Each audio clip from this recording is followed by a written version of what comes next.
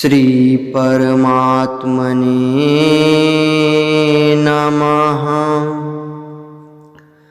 हरये नमः।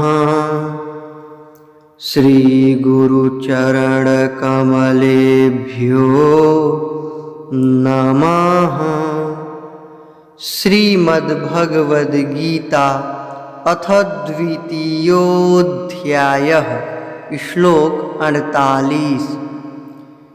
योगस्थः कुरु कर्माणि संगं त्यक्त्वा धनञ्जय सिद्ध्यसिद्ध्योः समो भूत्वा समत्वं योग उच्यते।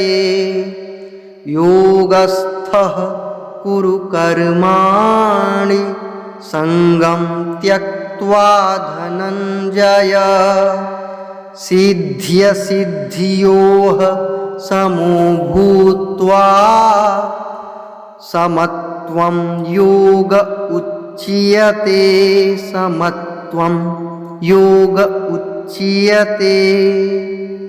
अर्थ, हे धनंजय, तू आसक्ति को त्याग कर तथा सिद्धि और असिद्धि में समान बुद्धि वाला होकर योग में स्थित हुआ कर्तव्य कर्मों को कर।